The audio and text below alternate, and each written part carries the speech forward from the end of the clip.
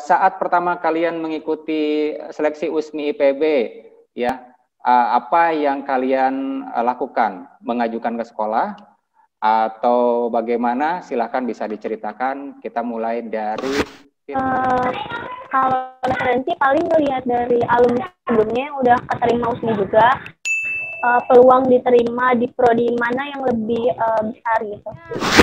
Si inian apa namanya nebak-nebak doang, terus ya kalau terima ya syukur, kalau nggak terima ya udah gitu.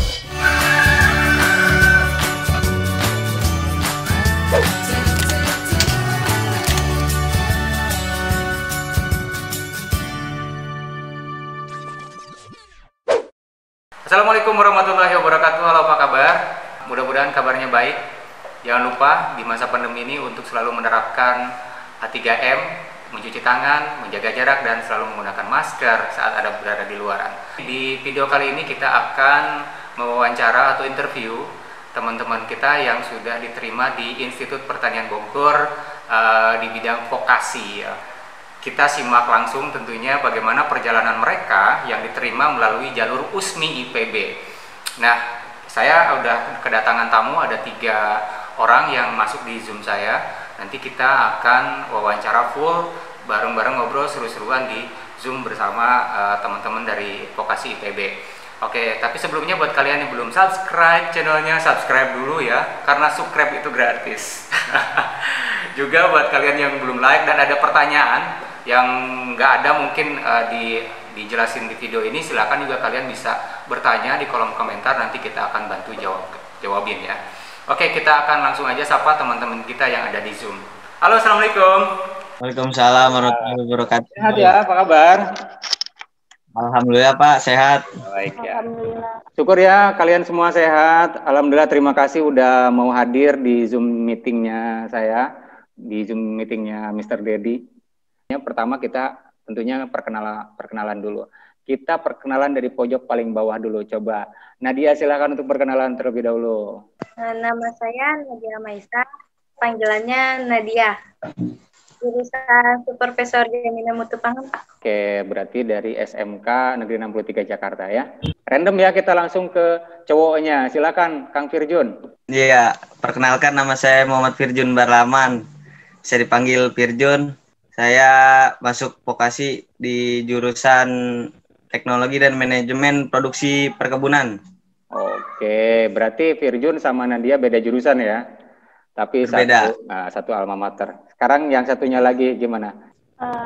Nama saya Farha Aulia, biasa dipanggil Farha. Saya di Sekolah Vokasi Prodi Teknologi dan Manajemen Produksi Perkebunan. Kita karena ini satu alma mater semua, adalah vokasi IPB semua, jadi pertanyaannya nanti kita keroyokan aja. Jadi satu sama yang lain bisa saling menambahkan ya pengalamannya masing-masing. Oke, jadi pertanyaan paling pertama, kalian masuk ke IPB itu melalui jalur USMI, yaitu undangan, ya kan? Oke, undangan tanpa tes, hanya menggunakan rapot. Betul ya? Oke. Betul, Pak. Nah, jadi USMI IPB. Nah, USMI IPB ini tentunya mengirimkan surat undangannya ke sekolah, lalu sekolah memproses dan memproses kalian yang ingin melanjutkan ke jalur USMI IPB. Saya mau tanya dulu sebelumnya, siapa di sini yang ikut jalur SNPTN? Saya. Farha. Terus siapa lagi? Ada? Oke, Farha doang ya. Oke, thank you. Jadi langsung di mute lagi ya, jangan lupa. Jadi yang ikut SNPTN itu Farha, karena Farha kebetulan SNPTN-nya mungkin nggak dapat, maka lanjut di vokasi. Ini satu keberuntungan. Tapi untuk tahun ini itu semua siswa cuma dapat satu kesempatan untuk mengikuti jalur undangan. Kenapa? Karena supaya siswa yang lain mendapatkan kesempatan dan hak yang sama. Jadi undangan semua dapat, gitu kan, kesempatan untuk mengikuti jalur undangan, tapi untuk untuk SBMPTN dan sebagainya itu semuanya dapat. Nah, jadi Kalau dulu ada yang ikut di SNMPTN, ada ikut di USMI, ada ikut di Polbangtan, ada sekolah kedinasan lain, semuanya diborong saking takutnya nggak kedapetan kan. Akhirnya pas begitu di sekolah kedinasan keterima, di universitas juga keterima, akhirnya mengundurkan diri. Nah ini jadi sekolah-sekolah ini mendapatkan teguran dari kampus bahwasanya untuk siswa ke depan itu jangan seperti itu lagi, karena ini kan mengurangi kesempatan orang lain yang pengen bener-bener gitu ya. Misalkan keterima di IPB, di vokasi, ternyata keterima di di Unpad atau di Brawijaya atau di ITB, terus ditinggalin misalkan vokasi IPB-nya, itu kan sudah menghalangi orang lain yang benar-benar pengen masuk ke vokasi IPB, ya kan? Nah, dari situ kita ambil keputusan bahwasanya setiap siswa itu hanya memiliki satu kesempatan undangan. Yang selanjutnya ada proses di mana orang mengikuti jalur tulis UBK. Ya, jadi ikut bersaing di UTBK, nah nanti bisa ikut. Berarti ini Farha ini adalah salah satu yang beruntung dari angkatan ini gitu ya. Jadi kalau di angkatan yang lalu, kalau yang angkatan ini itu udah nggak boleh lagi. Orang ngambil borongan gitu. Oke, selanjutnya ke pertanyaan selanjutnya, yaitu pas pertama awal pendaftaran, kita akan bicara full di awal pendaftaran, oke? Saat pertama kalian mengikuti seleksi USMI IPB, ya, apa yang kalian lakukan? Mengajukan ke sekolah atau bagaimana? Silahkan bisa diceritakan. Kita mulai dari Firjun. Silakan Jun. Waktu itu kan awal mengajukan ya Pak, untuk membuat akun.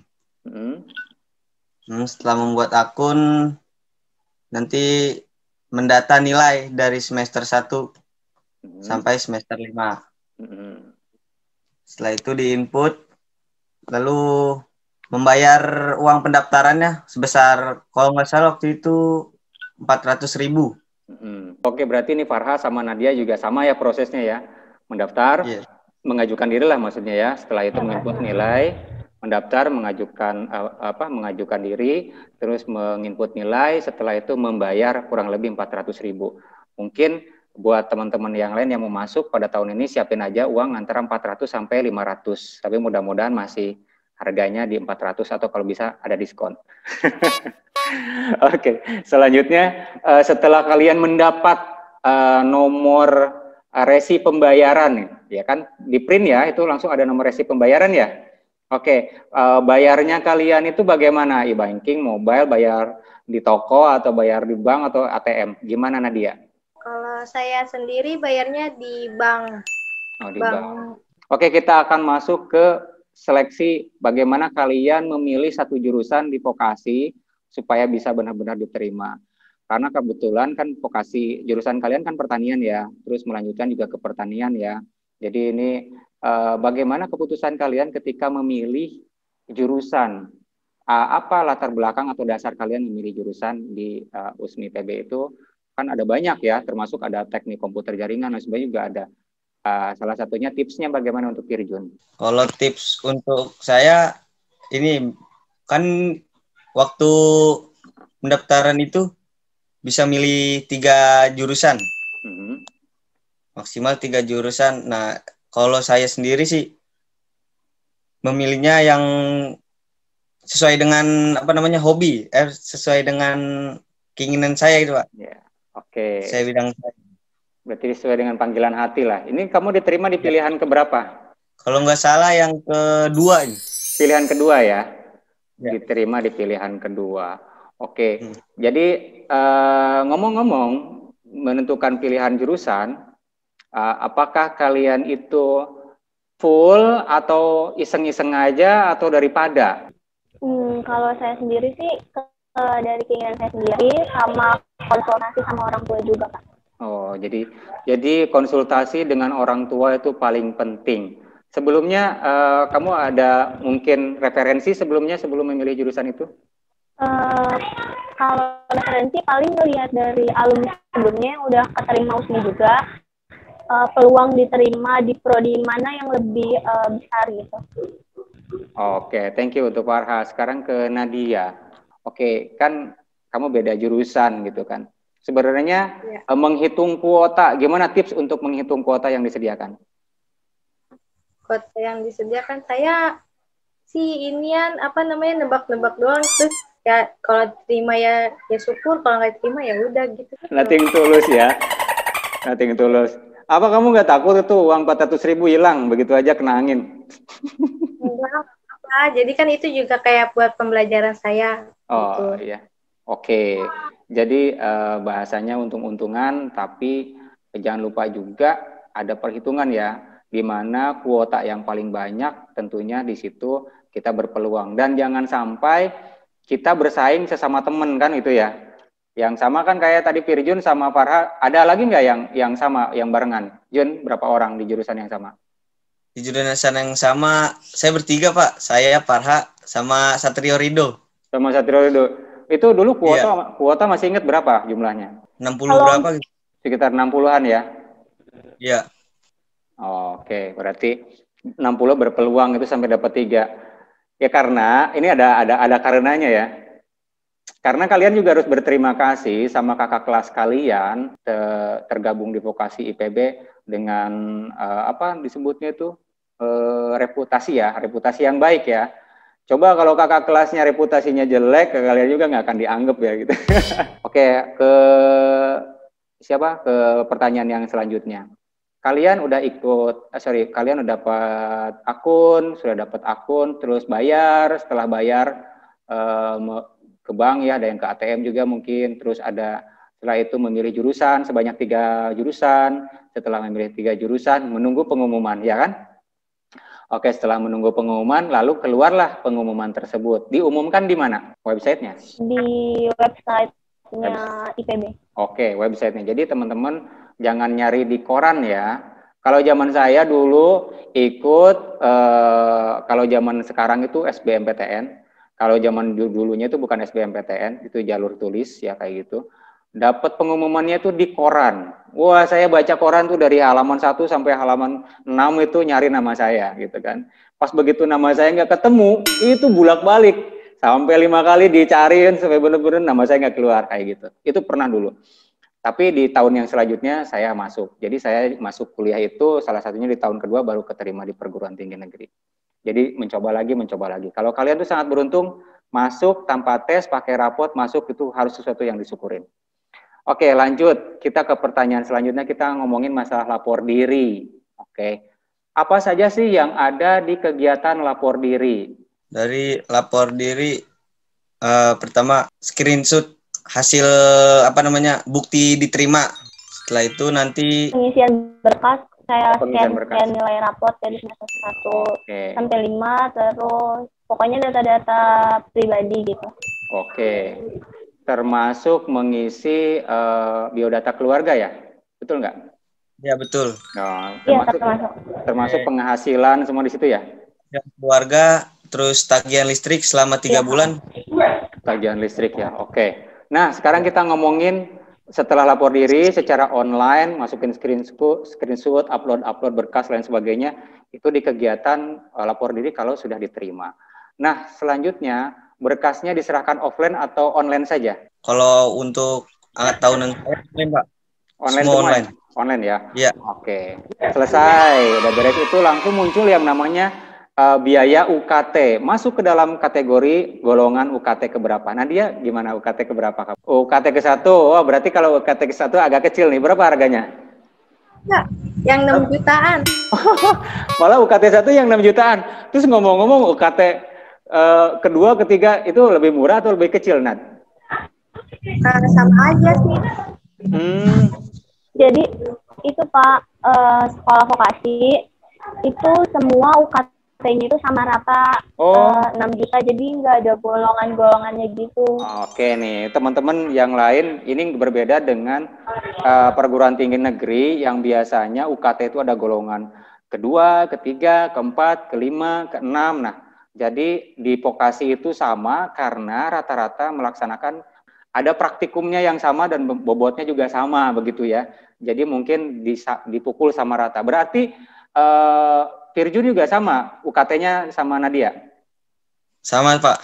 Ngomong-ngomong kita langsung ke praktek. Bagaimana sih kalau ketika kalian praktek selama pandemi ini? Kalau untuk praktek sendiri, saya udah berapa kali ada praktek masalah tanaman tuh. Itu dilakukannya pengamatan ataupun membuat laporan gitu. Oh, berarti Nanti sendiri ya? Ada sendiri, ada pun yang kelompok. Oh, tapi kamu nggak berangkat ke Bogor?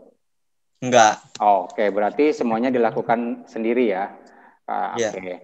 Nah, terus ada pertanyaan lagi nih, tadi kelewat ya. Ada uang pangkal atau lain-lain sebagainya atau UKT 6 juta itu udah clear semua nggak bayar lagi? Gimana Farha? Nggak ada, kalau USMI sendiri cuma pure 6 juta aja. Pure, udah all in semua ya udah? Bungkus ya? 6 juta? Iya. Oke. All in, jadi 1 semester 6 juta all in. Ngomong-ngomong untuk UKT tahun ini, semester 2 ini udah keluar belum? Sama Pak, 6 juta. Pasti kalian berharapnya turun kan? Sama kayak saya juga. Saya juga kan ini lagi nyekolahin adik-adik saya juga di kampus. Saya tanya sama adik saya, UKT kamu turun nggak? Tahunya, Pak, UKT tetap segitu-gitu aja bayar sampai lulus. Terima kasih ya teman-teman semua yang udah ngejelasin masalah UKT. Tidak ada uang pangkal, tidak ada uang-uang lainnya, apa itu uang ujian atau uang seragam dan sebagainya, semuanya udah all in di UKT yang dikeluarkan oleh vokasi IPB itu. Jadi ralat Pak. Gimana ralatnya? Mungkin kalau seragam itu tiap prodi mesti bayar lagi kalau untuk seragam. Oh, seragam di luar ya? Di luar ya? Iya, seragam di luar. Oke, jadi ralatnya adalah seragam di luar. Jadi di luar UKT itu, karena itu untuk pure pembiayaan pembelajaran perkuliahan. Jas almet misalkan, dan lain sebagainya. Peci, kacamata, sepatu, itu atur sendirilah. Itu beli sendiri.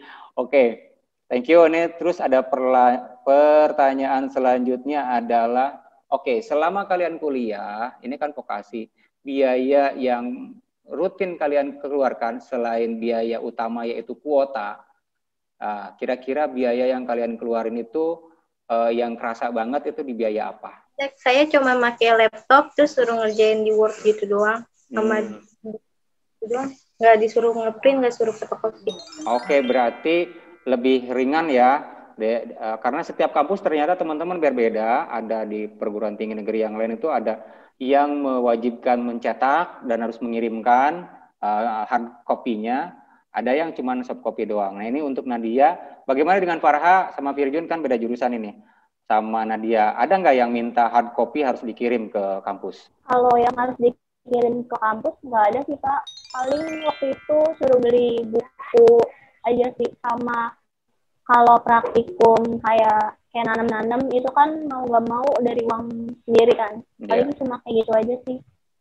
Oke, berarti intinya overall lebih ringan dan mungkin diwajibkan membeli buku itu supaya kalian ada buku pegangan sebagai referensi ya. Nah itu. Oke, sekarang mungkin ke pertanyaan terakhir sebelum kita tutup.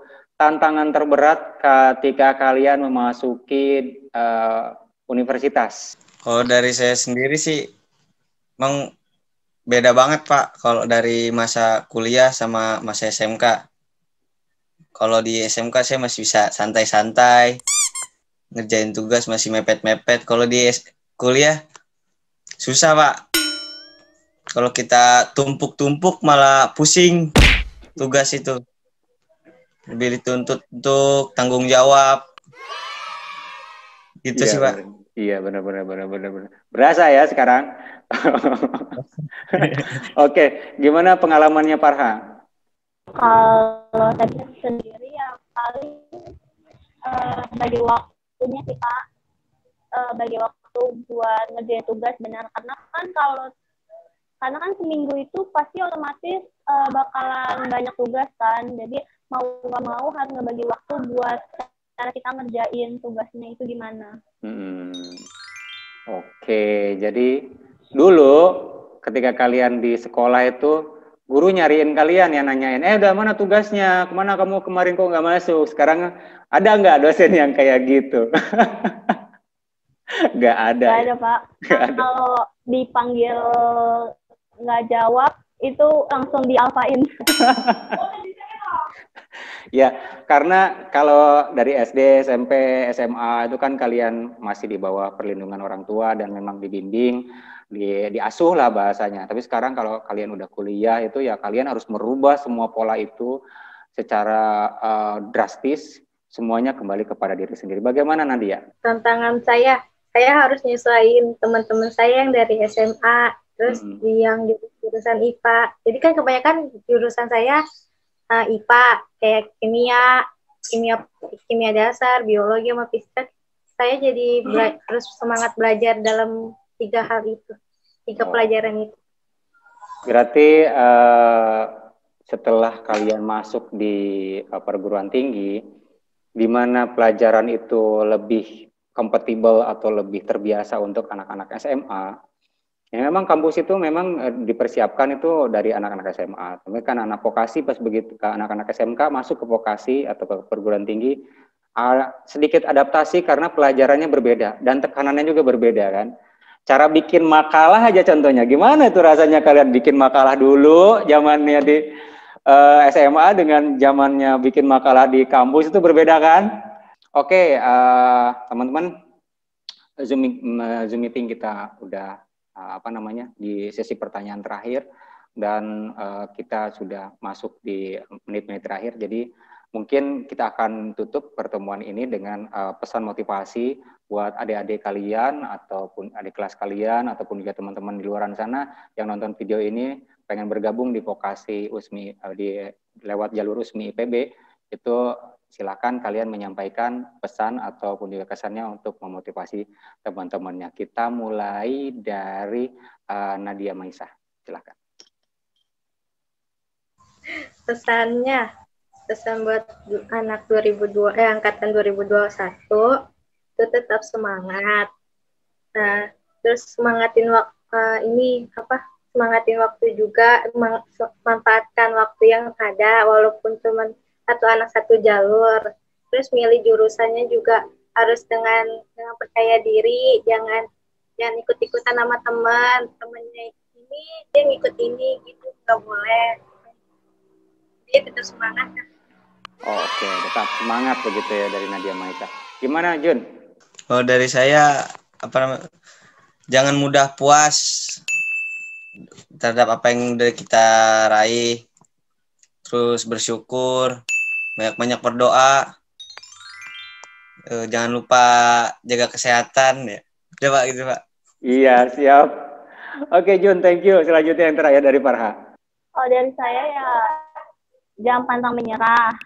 Terus kegagalan bukanlah akhir dari segalanya kan. Jadi ya tetap semangat, terus berdoa, berusaha dan berikhtiar karena Allah pasti punya rencana yang lebih indah di semua itu. Buat kalian yang nggak keterima di jalur USMI IPB dan memang sangat ingin masuk ke vokasi, tentunya kalian bisa ikut jalur tulisnya. Ada kan jalur tulisnya ya? Jalur tulisnya ya? Iya ada Pak. Ada jalur tulis dan jalur mandirinya juga ada kan? Jalur mandirinya. Tapi apapun itu pilihan kalian nanti ya untuk masuk ke perguruan tinggi negeri, tentunya semuanya menyesuaikan dengan kemampuan ya, baik itu kemampuan pola pikir kita, fisik kita, finansial kita, semuanya harus disesuaikan dengan kemampuan. Karena sebenarnya kuliah itu juga belum tentu semua berawal dari kuliah, tapi juga kuliah itu juga sangat penting untuk menentukan masa depan kita. Maksudnya apa ya? Bedalah anak SMA atau anak SMK baru lulus dengan lulusan diploma atau sarjana terapan gitu. Itu sangat berbeda, baik itu pola pikir, pola kerja tentunya beda kan. Nah, itu yang akan membedakan. Jadi sebenarnya kuliah itu adalah untuk memperbaiki kualitas hidup dan kualitas berpikir kita.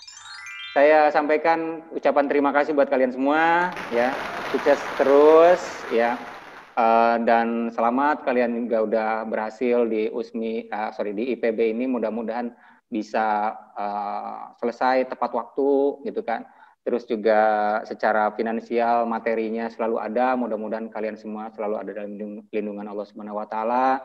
Terus juga sukses terus, lancar terus kuliahnya, ngerjain tugasnya, jangan patah semangat. Ya, mudah-mudahan kalian semua jadi orang-orang yang berhasil. Oke, itu doa dari saya.